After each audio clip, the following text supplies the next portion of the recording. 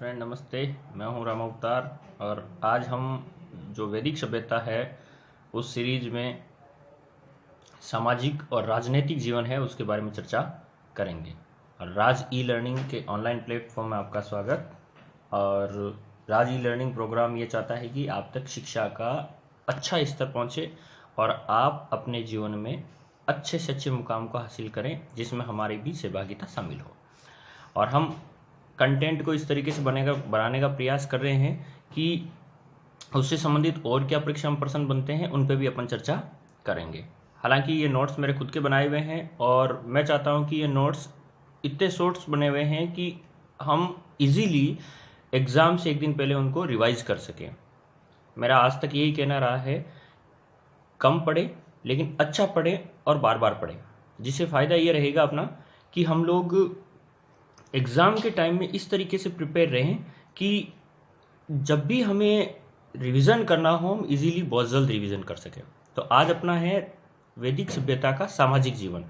सामाजिक जीवन का मतलब होता है कि उस काल में समाज की क्या स्थिति थी, समाज कैसे था, लोग कैसे रहते थे, परिवार में कैसे थे, स्त्रियों की क्या स्थिति थी, उस सब के बारे में अपन देखेंगे।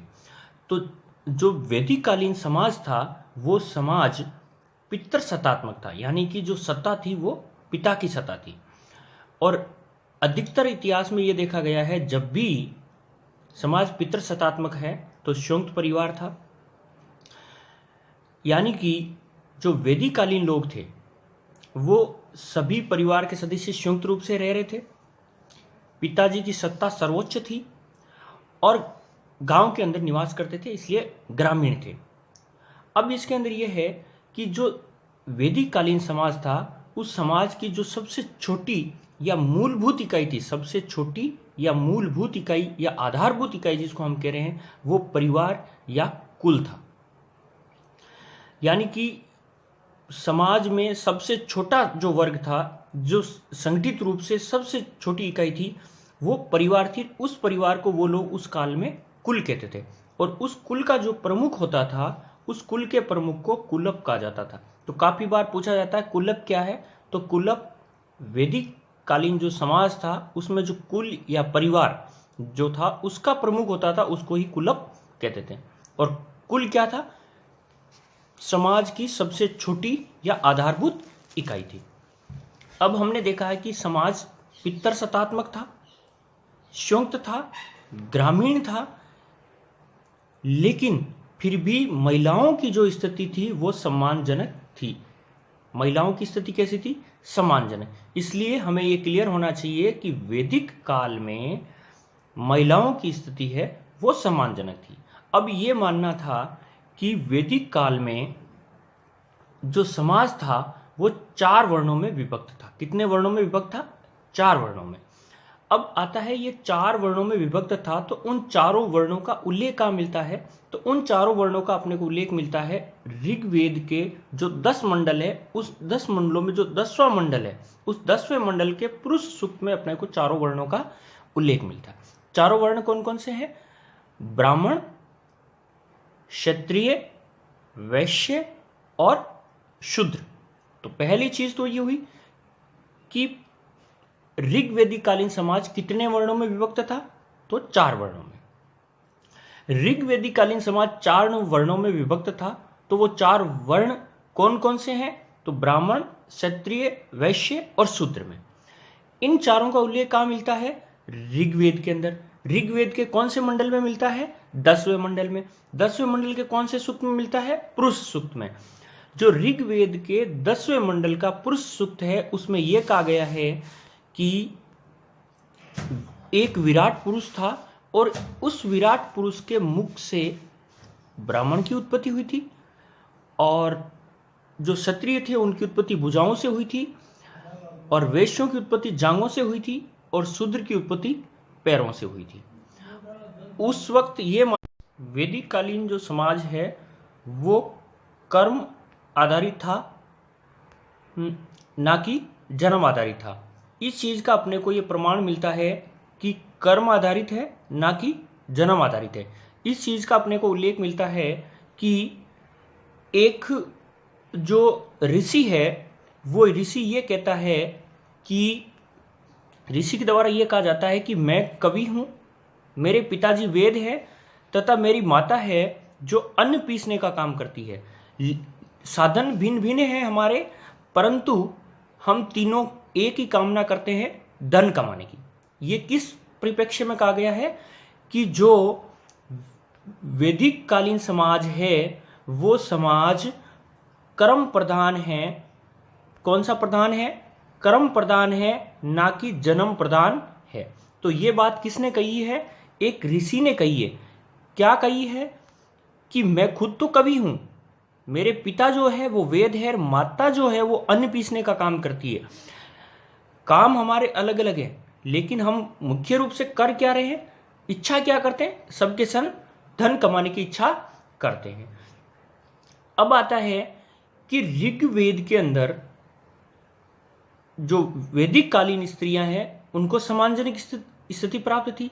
सम्मानजनक स्थिति प्राप्त थी, इसीलिए स्त्रियां यज्ञ में भाग भी लेती थी। किस काल में स्त्रियां यज्ञ में भाग लेती थी?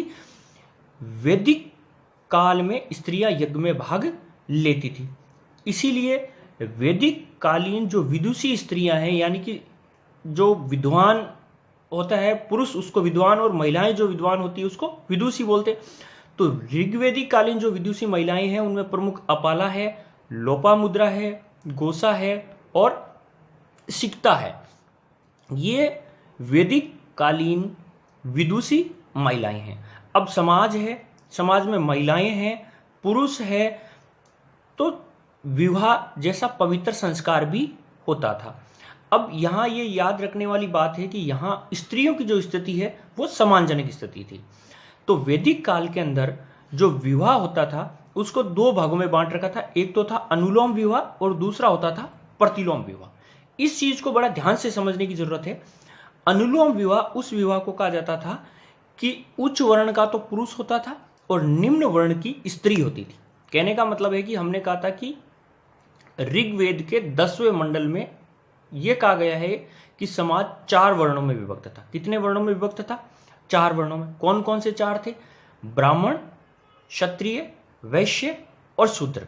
अब ऊपर वाली सीरीज का व्यक्ति यानी कि ब्राह्मण, क्षत्रिय या वैश्य में से उससे ठीक नीचे वाली क्षत्रिय, वैश्य या शूद्र से विवाह कर रहा है, उसमें उच्च तो पुरुष है और निम्न कौन सी है? स्त्री है। तो उस विवाह को अपन बोलेंगे अनुलोम विवाह। दूसरा होता है प्रतिलोम विवाह। प्रतिलोम विवाह ठीक अनुलोम विवाह का क्या है? विपरीत है। विपरीत कैसे हुआ? इसके अंदर पुरुष जो होता है वो तो होता है निम्न वर्ण का और स्त्री होती है उच्च वर्ण की। तो उस विवाह को हम क्या बोलेंगे? प्रतिलोम विवाह। जबकि अनुलोम विवाह में क्या है? पुरुष है उच्च वर्ण का जबकि स्त्री है वो निम्न वर्ण की है। अब इसमें अलग अलग स्थितियां अपने को देखने को मिलती है कि विवाह हो गया, लेकिन कुछ ऐसी कन्याएं भी थी जो विवाह नहीं करती थी। उन कन्याओं को अमांजू कहा जाता था। तो प्रश्न पूछ लिया जाता है अमांजू किसे कहा गया है? तो हमें पता होना चाहिए कि वैदिक काल के अंदर जो कन्याएं विवाह नहीं करती थी उन कन्याओं को क्या कहते थे? अमांजू कहते थे। इसके अलावा आता है ब्रह्मावादिनी। कुछ कन्याएं ऐसी थी जो जीवन भर अविवाहित रहती थी और केवल शिक्षा प्राप्त करती थी। यानी कि जीवन भर अविवाहित रह करके शिक्षा प्राप्त करने का कार्य करने वाली कन्याओं को क्या कहते थे? ब्रह्मावादिनी कहते थे। और वह कन्याएं जो शिक्षा प्राप्त नहीं कर रही है परंतु विवाह भी नहीं कर रही है तो उनको क्या कह रहे हैं? अमांजू कह रहे हैं। इस काल की सबसे बड़ी विशेषता यह थी कि वैदिक काल में पर्दा प्रथा, सती प्रथा और बाल विवाह जैसी सामाजिक बुराइयां उस वक्त प्रचलित नहीं थी। ना तो बाल विवाह होते थे, ना ही कोई किसी के पीछे सती होता था, ना ही किसी भी प्रकार से कोई पर्दे के द्वारा स्त्रियों को किसी पर्दे में रखा जाता था। इसके अलावा समाज में नियोग प्रथा प्रचलित थी। कौन सी प्रथा प्रचलित थी? नियोग प्रथा। इंपॉर्टेंट चीज है। नियोग प्रथा का मतलब यह था, मान लीजिए वैदिक काल में कोई स्त्री है और वो विधवा हो गई है, विधवा स्त्री, लेकिन वो पुत्र प्राप्त करना चाह रही है, तो वो अपने देवर के साथ में विवाह करती थी। इसको ही नियोग प्रथा कहते थे। नियोगप्रता किसे कह रहे हैं? विधवा स्त्री है लेकिन वो पुत्र प्राप्त करना चाह रही है। पुत्र प्राप्त करना चाह रही है तो वो किससे विवाह करेगी?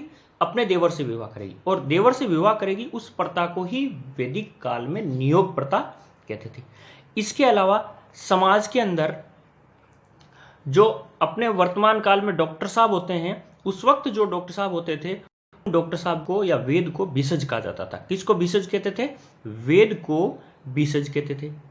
अब रही बात समाज, हमने देख लिया कि समाज 4 वर्णों में बंटा हुआ था। स्त्रियों की अच्छी स्थिति थी, स्त्रियों के जो अनुलोम और प्रतिलोम विवाह है उसको देख लिया था। पर्दा प्रथा, सती प्रथा, बार्तल विवाह प्रचलित नहीं थी, नियोग प्रथा प्रचलित थी। तो फिर इनका खान पान कैसा रहा था? तो जो हमने देखा है, आर्यों की जो परिचय देखा था अपन ने, वैदिक सभ्यता का जो परिचय देखा था, उसमें हमने माना था कि जो आर्य सभ्यता के निर्माता, ये वैदिक सभ्यता के निर्माता कौन थे? आर्य। तो आर्य शाकाहारी भी थे और मांसाहारी भी थे, यानी कि दोनों प्रकार के खाद्य सामग्रियों का प्रयोग करते थे। शाकाहार भी सेवन करते थे और मांसाहार भी सेवन करते थे। अर्थात सीधे शब्दों में कहे तो आर्य जो वैदिक सभ्यता के निर्माता थे वो सर्वाहारी थे। प्रचलन के रूप में जो पीने के रूप में वो प्रयुक्त करते थे वो सोम रस पीते थे। और ये सब चीजों का उल्लेख अपने को कहाँ मिलता है? ऋग्वेद के 9वें मंडल में। हमने देखा था कि ऋग्वेद का जो प्रथम मंडल है उसके बाद में हमने देखा था 10वां मंडल है, पहले से लेकर 10वें मंडल तक है। 10वें मंडल में अभी अपन ने देखा था 4 वर्णों की उत्पत्ति के बारे में बताया। और सोमरस, शाकाहारी और मांसाहारी का उल्लेख अपने कौन से मंडल में मिलता है? 9वें मंडल में। इसी तरह वैदिक कालीन जो आर्य थे वो वस्त्र धारण करते थे। वो कितने प्रकार के वस्त्र धारण करते थे? 3 प्रकार के वस्त्रों का धारण करते थे, निवि, अधिवास और वास। इन 3 प्रकार के वस्त्रों का धारण वैदिक कालीन आर्यों के द्वारा किया जाता था। तो अभी अपन ने देखा था कि ये थी आर्यों की सामाजिक व्यवस्था। तो सामाजिक व्यवस्था में हमें जो इंपॉर्टेंट चीजें याद रखनी है, जो परीक्षा में ये कह रहता ना कि भाई ये चीजें तो मैं बिल्कुल याद करके जाऊं ताकि उससे संबंधित प्रश्न आएगा उसको मैं इजीली और बहुत जल्दी कर लूंगा। उनमें यह था कि एक तो पितृसत्तात्मक समाज था, संयुक्त परिवार था, और जो सबसे छोटी इकाई थी वो कुल थी, और मेन कौन था कुल का प्रमुख? कुलप था। और 4 वर्णों की उत्पत्ति किस में मिलती है? पुरुष सूक्त में। कौन से मंडल में मिलती है? 10वें मंडल में। स्त्रियां कौन सी थी? विदुषी, जिसमें अपाला, लोपामुद्रा, गोसा, सिक्ता इनके नाम मिलते हैं अपने को। इसके अलावा विवाह के जो अनुलोम विवाह क्या था, प्रतिलोम विवाह क्या था, अमांजु किसे कहते थे, ब्रह्मावादिनी किसे कहते थे, नियोग प्रथा क्या थी, विसर्ज किसे कहते थे, वस्त्र किस प्रकार के धारण करते थे, जिसमें ये 3 प्रकार के वस्त्रों का उल्लेख अपने को ध्यान होना चाहिए। और ये भी कभी कभी कोटेशन देकर के या कथन देकर के पूछ लिया जाता है कि ऋग्वेदिक कालीन समाज कर्म आधारित था या जन्म आधारित था। कथ्य की पुष्टि होती है, तो इस कथन की पुष्टि किससे होती है, जिसमें एक ऋषि कहता है कि मैं कवि हूं, मेरे पिता वेद है तथा माता अन्न पीसने का काम करती है। तीनों काम अलग अलग कर रहे हैं, लेकिन मुख्य रूप से हमारा उद्देश्य क्या है, धनार्जन करना है। ये सारे प्रश्न अपने को क्लियर होने चाहिए। ऑन टिप्स रखें, मैं कहता हूं कम पढ़े लेकिन अच्छा पढ़े और बार बार पढ़े, मौलिकता बनी रहेगी तो अपने को अपनी जो टारगेट है, परीक्षा में प्रश्न है, वो बिल्कुल सही होंगे, कभी गलत होने की संभावना नहीं रहेगी। तो ये तो थी भाई अपने वैदिक कालीन सामाजिक व्यवस्था। अब अपन देखेंगे वैदिक कालीन राजनीतिक व्यवस्था। राजनीतिक व्यवस्था का मतलब होता है कि उस वक्त शासन व्यवस्था क्या रही होगी। तो सबसे पहले अपना जो टॉपिक है वो है राजनीतिक व्यवस्था। किसकी राजनीतिक व्यवस्था की बात कर रहे हैं अपन, ये राजनीतिक व्यवस्था है आपके वैदिक कालीन राजनीतिक व्यवस्था। राजनीतिक व्यवस्था का मतलब ये होता है कि अभी जैसे कि अपन समाज की बात कर रहे हैं, अपने जैसे कि प्रधानमंत्री जी होते हैं, मुख्यमंत्री जी होते हैं, या अपन ये देख लेते हैं कि उपखंड के अंदर उपखंड अधिकारी होता है जो मुखिया होता है, जिले के अंदर जिलाधीश महोदय होता है। इसी तरह वैदिक काल में भी जो समाज था, उस समाज में किस किस प्रकार से कौन शासन कर रहा था, कौन प्रमुख था, किन इकाइयों में बंटा हुआ था। इकाइयों का मतलब जैसे कि अभी अपने गांव होता है, गांव तहसील बनता है, उपखंड होता है, उपखंड से जिला बनता है, जिला से राज्य बनता है, राज्य से राष्ट्र बनता है। वैसे ही वैदिक काल में जो सबसे छोटी इकाई होती थी, जो हमने अभी सामाजिक व्यवस्था में देखा था, कुल होता था। कुल मिलकर के ग्राम बनाते थे, ग्राम मिलकर के विश्व बनाते थे, विश्व मिलकर के जन बनाते थे, और जन मिलकर के राष्ट्र बनाते थे। कहने का मतलब यही है, अभी वाली जो अपनी व्यवस्था है, गांव, उपखंड, जिला, राज्य और देश, वैसे ही उस वक्त क्या था, कुल, ग्राम, विश्व, जन और राष्ट्र। तो राजनीतिक व्यवस्था में भी आपसे प्रश्न पूछ लिया जाए, सबसे छोटी राजनीतिक व्यवस्था क्या थी, तो कुल था। उस कुल मिलकर के क्या बनाते थे, ग्राम बनाते थे। ग्राम मिलकर के क्या बनाते थे, विश्व। विश्व मिलकर के क्या बनाते थे, जन। और जन मिलकर के क्या बनाते थे, राष्ट्र बनाते थे। अब इनका भी कोई ना कोई प्रमुख होता था। हमें पता है उपखंड का प्रमुख उपखंड अधिकारी होता है, जिले का प्रमुख जिलाधीश होता है। इसी तरह जो कुल होता था, उस कुल का प्रमुख होता था, उसको क्या कहते थे, कुलप कहते थे। तो कुलप किसे कहते हैं, वैदिक काल में कुल के प्रमुख को कुलप कहते थे।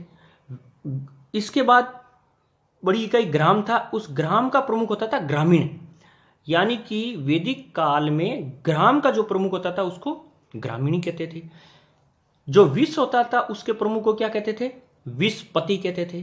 जो जन होता था उसके प्रमुख को क्या कहते थे, जनपति या राजा कहते थे। और जो मेन हो गया वो आपके क्या हो गया, राष्ट्र हो गया, जो हो जाएगा आपका राजन हो गया था।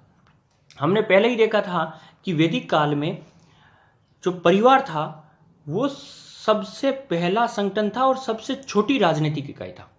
यानी कि वैदिक काल में सबसे छोटा राजनीतिक इकाई है तो वो था परिवार या कुल, और उस कुल का जो प्रमुख होता था उसको ही हम क्या कहते थे, कुलप कहते थे। विश्व किसको कह रहे हैं, जो ग्राम थे उन ग्रामों के समूह को अपन विश्व कहते हैं, और इस विश्व का जो प्रमुख होता था उसको हम कहते थे विश्वपति कहते थे। अब विश्व मिलकर के क्या बनाते थे, जन बनाते थे।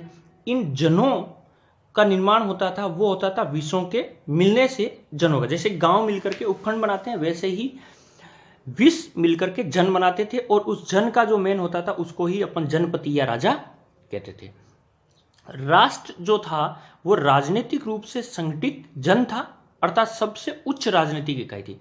तो अभी अपन ने दो चीजें देखी थी कि एक तो सबसे छोटी राजनीतिक इकाई, सबसे छोटी राजनीतिक इकाई क्या था, परिवार था या कुल था, और सबसे उच्च राजनीतिक इकाई कौन सा था, राष्ट्र था।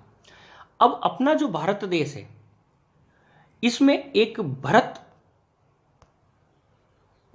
इस कुल, इसका उल्लेख आपको ऋग्वेद में मिलता है, और इसी के नाम पे इस देश का नाम भारतवर्ष पड़ा था। अब ऋग्वेदिक काल में जो राजा होता था, यह माना जाता था कि राजा का दायित्व है प्रजा की रक्षा करना। इसीलिए जो राजा होता था उस राजा को जन का शासक, जनेश्य गोपा, गोपति या पूरा भेता नामों से भी जाना जाता है। कभी कभी परीक्षा में क्या होता है कि राजन शब्द नहीं लिख करके वो जनेश्य गोपा या गोपति, गोपति मतलब गायों की रक्षा करने वाला, जन का शासन करने वाला जन शासक, जन का शासक भी कहलाता था। तो ये राजा के उपनाम हैं। अब वैदिक काल में ये था कि जो राजा है वो जनता की सेवा करने के लिए बना है, जनता की रक्षा करने के लिए बना है। इसलिए जनता उस राजा को उसके कर्तव्य पालन करने के लिए, उसके कर्तव्यों का पालन करने के लिए उसको कुछ भाग प्रदान कर रही है, उसको ही भाग या बलि कहते थे। भाग या बलि क्या होता था, जनता राजा को उसके कर्तव्य पालन के बदले कर प्रदान करती थी, उस कर को ही क्या बोलते थे, भाग या बलि। काफी बार पूछा गया है भाग या बलि क्या है, तो भाग या बलि है वैदिक काल में राजा प्रजा की रक्षा कर रहा है, अर्थात अपने कर्तव्यों का पालन कर रहा है, और कर्तव्यों का पालन कर रहा है तो उसको अपना जीवन निर्वाह करने के लिए या वर्तिका के लिए जनता कर प्रदान करती थी, उस कर को ही वैदिक काल में भाग या बलि कहते थे। और सिस्टम ऐसा था वैदिक काल में कि उस वक्त राजा प्रमुख नहीं होकर के राजा प्रजा का दास था, अर्थात नौकर था। कौन से काल में, वैदिक काल में। देखा जाए तो वैदिक काल की स्थितियां बहुत अच्छी थी, स्त्रियों की स्थिति भी अच्छी थी, राजा भी था तो वो प्रजा के निर्देशानुसार कार्य करता था, और राजा का जो मेन कर्तव्य था वो था जनता के हितों की रक्षा करना। जनता क्या चाहती है, उनके हित क्या है, उनकी रक्षा करना प्रमुख कार्य था, प्रमुख कर्तव्य था। किसका कर्तव्य था? राजा का कर्तव्य था। राजा का कर्तव्य यदि पूछा जाता है वैदिक काल में तो वो था जनता के हितों की रक्षा करना। ऐसा नहीं खुद के हितों की रक्षा नहीं, जनता के हितों की रक्षा करना। अब हमें पता है कि शासन व्यवस्था चलानी है, इतना बड़ा राष्ट्र है तो सारे कार्य अकेला राजा नहीं कर सकता था। तो राजा के बाद में जो सेकंड अधिकारी होता था, जो प्रमुख मेन अधिकारी होता था, वो होता था पुरोहित। तो वैदिक काल में पुरोहित कौन था? राजा के बाद सबसे प्रमुख अधिकारी होता था, वो कौन था? आपके पुरोहित था। अब इसके अलावा राजा की सहायता करने के लिए अन्य जो पदाधिकारी थे, राजा काम करे, इस आसानी से कार्य का संपादित कर पाए, इसलिए जो राजा की सहायता करने के लिए अन्य पदाधिकारी थे, उन अन्य पदाधिकारियों को रत्नी या रत्निन कहते थे, और जिनकी संख्या वैदिक काल में 12 थी। यदि पूछा जाता है कि वैदिक काल में रत्नी या रत्निन कौन थे, तो रत्नी या रत्निन राजा की सहायता करने वाले अन्य पदाधिकारी थे, और इन पदाधिकारियों की संख्या कितनी थी? 12 थी। अब हम कह रहे हैं कि वैदिक काल में राजा प्रजा का दास या नौकर था। अब वो राजा प्रजा का दास या नौकर था तो फिर उसको नियंत्रित कौन कर रहा था? कोई ना कोई तो नियंत्रित कर ही रहा होगा, तभी तो वो कंट्रोल में रह करके वही काम कर रहा था। तो वैदिक काल में राजा को नियंत्रित करने के लिए सभा और समिति जैसी 2 संस्थाएं थी। सभा और समिति। वैदिक काल में 3 प्रकार की संस्थाएं थी। एक तो सभा, दूसरी समिति और तीसरी विदत। कितनी संस्थाएं अस्तित्व में थी? 3, सभा, समिति और विदत। अब ये क्या है कि जो राजा होता था वो राजा निरंकुश नहीं हो, जनता के नियंत्रण में रहे, इसलिए ये संस्थाएं कार्य करती थी। तो पहली जो थी वो थी आपके सभा। सभा क्या थी? वैदिक कालीन जो उच्च कुलीन व्यक्ति थी उनकी संस्था थी, यानी कि टॉप लेवल के जो लोग थे जो राजा को कंट्रोल कर रहे थे, उनका जो समूह होता था उसको कहते थे सभा। और दूसरी जो साधारण वर्ग से जो लोग जुड़े हुए थे उनकी जो संस्था थी उस संस्था को समिति कहते थे। और तीसरी प्रकार की जो थी जिसको अपन विदत कहते हैं, ये आर्यों की सबसे प्राचीन संस्था थी। तो हमें ये ध्यान रखना है कि राजा प्रजा के नियंत्रण में था, और प्रजा के नियंत्रण में था तो फिर उसको नियंत्रित कौन कर रहा था? तो उसको नियंत्रित कर रही थी आपके संस्थाएं। तो संस्थाएं कितने प्रकार की थी? 3 प्रकार की। कौन कौन सी? सभा, समिति और विदत। सभा क्या थी? उच्च कुलीन व्यक्तियों की संस्था। समिति क्या थी? साधारण व्यक्तियों की संस्था। विदत क्या थी? ऋग्वेदिक कालीन प्राचीन संस्था। अब राजा था, प्रजा थी, अलग अलग प्रशासनिक इकाइयों में बंटा हुआ था, लेकिन जब प्रशासन में यह होता है कि जब 2 या 2 से अधिक प्रकार के राजा होते हैं तो उनमें युद्ध भी होने की संभावना रहती है, और युद्ध हुआ भी था। और वैदिक काल के अंदर जो 10 राग का युद्ध है या 10 राजाओं का युद्ध है वो काफी प्रसिद्ध था। जब भी आपसे पूछा जाता है 10 राज्य का युद्ध या 10 राजाओं का युद्ध किस काल से संबंधित है, तो हमें यह बताना है वो आपके वैदिक काल से संबंधित है। वैदिक काल के अंदर एक राजा था सुदास, जो किनका राजा था? आर्यों का। आर्य कौन थे? वैदिक कालीन सभ्यता के निर्माता। उसी काल में जो अनार्य थे, जो आर्य नहीं थे, उनका राजा था मेद। तो सबसे पहली चीज तो ये हो गई कि जो ये 10 राज्य का युद्ध या 10 राजाओं का युद्ध हुआ था वो आर्यों और अनार्यों के मध्य हुआ था। आर्यों का राजा कौन था? सुदास था, और अनार्यों का राजा कौन था? मेद था। इन आर्यों के राजा सुदास और मेद के मध्य जो परुषणी नदी थी, जिसका वर्तमान नाम रावी नदी है, इस नदी के तट पर 10 राजाओं के युद्ध हुआ था। किन किन के मध्य हुआ था? आर्यों के राजा सुदास और अनार्यों के राजा मेद और सुदास के मध्य हुआ था। अब इस युद्ध में विजय कौन हुआ था? सुदास विजय हुआ था। यह तो था युद्ध किन के मध्य हुआ था, कौन विजय हुआ और किस स्थान पे हुआ था। लेकिन हमें पता है कि युद्ध होता है तो उस युद्ध का कोई ना कोई कारण जरूर होता है, और इस युद्ध का कारण यह था कि जो आर्यों का राजा सुदास था उसका पुरोहित यानी कि राजा के बाद में जस्ट सेकंड ऑफिसर था विश्वामित्र। उस विश्वामित्र के स्थान पर सुदास ने वशिष्ठ को अपना पुरोहित नियुक्त कर दिया था। और वशिष्ठ को जैसे ही उन्होंने पुरोहित नियुक्त किया तो फिर विश्वामित्र ने सोचा कि हमारा अस्तित्व खतरे में है, तो उन्होंने आर्यों के जो राजा थे, अनार्यों के राजा थे, उन अनार्यों के राजा को संगठित करके आर्यों के राजाओं के मध्य युद्ध करवा दिया था। तो काफी बार पूछा गया है कि जो दशराग का युद्ध है वो किस काल से संबंधित है, तो वैदिक काल से। किन किन के मध्य हुआ था, आर्यों और अनार्यों के मध्य। यदि राजा का नाम दे तो सुदास और मेद के मध्य हुआ था। कौन सी नदी के तट पे हुआ था, परुषणी लिखे तो भी ठीक है, रावी लिखे तो भी ठीक है। परुषणी क्यों है, क्योंकि रावी नदी का प्राचीन नाम क्या था, परुषणी था। युद्ध होता है तो दोनों में से एक विजय होता है, तो विजय कौन हुआ था, सुदास हुआ था। युद्ध क्यों हुआ था, सुदास ने विश्वामित्र के स्थान पर पुरोहित किसको बना दिया था, वशिष्ठ को बना दिया था।